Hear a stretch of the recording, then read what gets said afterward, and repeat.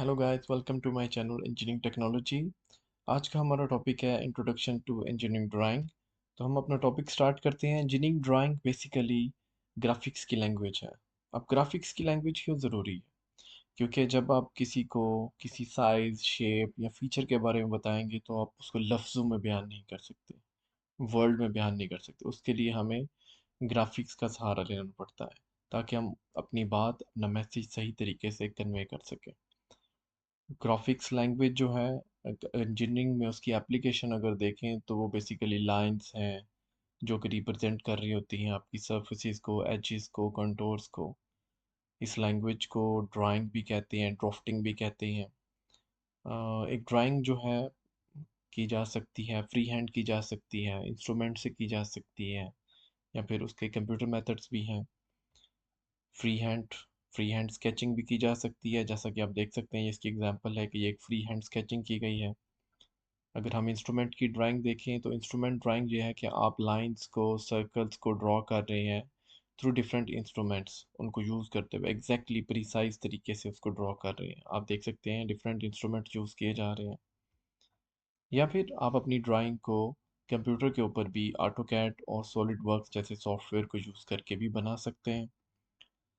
Engineering drawing, इसके elements की अगर बात की जाए इस ग्राफिक्स लैंग्वेज के और वर्ल्ड लैंग्वेज के, तो ग्राफिक्स लैंग्वेज में क्या होता है, बेसिकली हम एक शेप को डिस्क्राइब करते हैं, और वर्ल्ड लैंग्वेज में हम उसका साइज, लोकेशन और उस ऑब्जेक्ट की स्पेसिफिकेशन बताते हैं। जैसे आप देख सकते हैं ये 14 डायमीटर है, ये 10 डायमीटर है, ये आर मीन्स रेडियस 9.5 है। तो वर्ल्ड लैंग्वेज और ग्राफिक्स लैंग्वेज ये दोनों मिलके इंजीनियरिंग ड्राइंग को कंप्लीट करते हैं। बेसिक नॉलेज जो ड्राफ्टिंग के लिए रिक्वायर्ड है उसकी बात अगर हम करें तो उसके लिए ग्राफिक्स लैंग्वेज का पता होना चाहिए और वर्ल्ड लैंग्वेज का।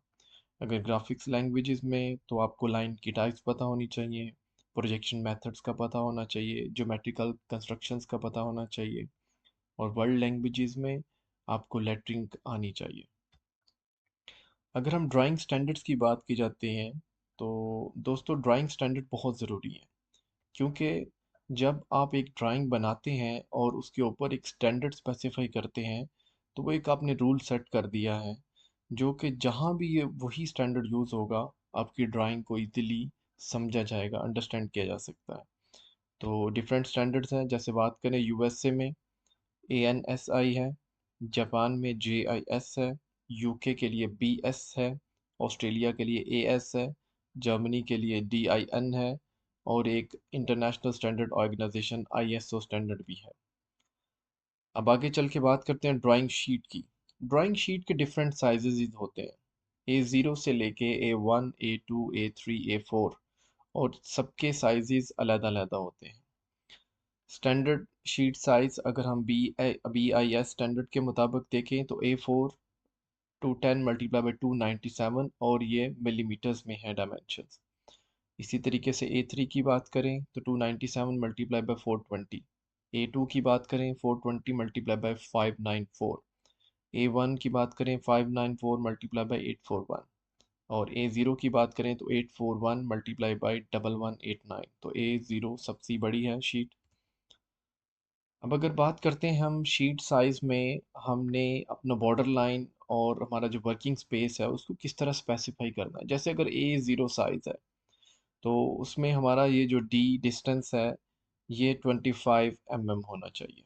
इसी तरीके से नीचे से जो C डिस्टेंस है और राइट और अपर कॉर्नर से वो 20 mm होना चाहिए। और ये हमारी ड्राइंग स्पेस है और ये जगह स्पेसिफाई की गई है टाइटल ब्लॉक के लिए।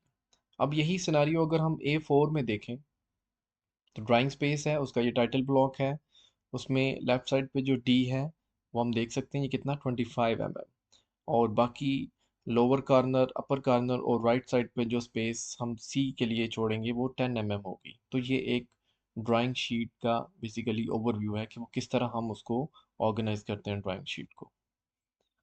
अब ड्राइंग स्केल, वेरी इंपॉर्टेंट चीज़, कि हमने ड्राइंग स्केल क्या रखनी है।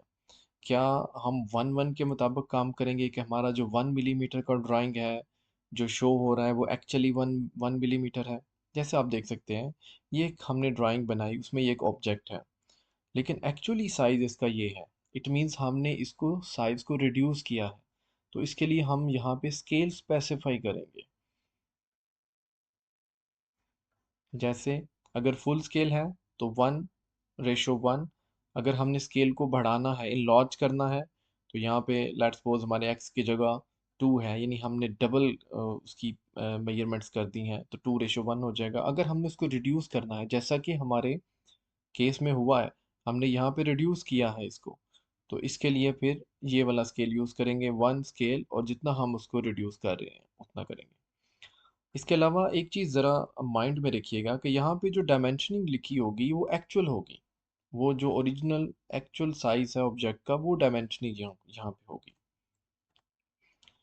ट्रेडिशनल ड्राइंग टूल्स की बात की जाए तो इसमें सबसे पहले ट्राइंगल्स हैं, ये बड़े इंपॉर्टेंट्स हैं, ये दो का सेट होता है। उसके बाद टी स्केयर है, ये भी बहुत इंपॉर्टेंट इंस्ट्रूमेंट है।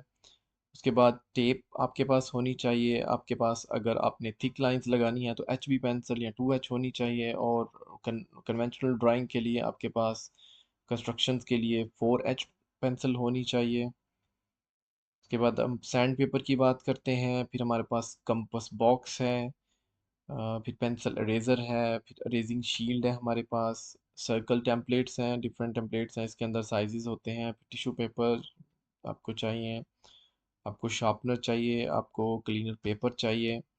तो ये दोस्तों आज का हमारा इंट्रोडक्शन था ड्राइंग का। एक दफ़ा फिर आपके पास हाजिर होंगे एक नए टॉपिक के साथ। तब तक के लिए गुड बाय।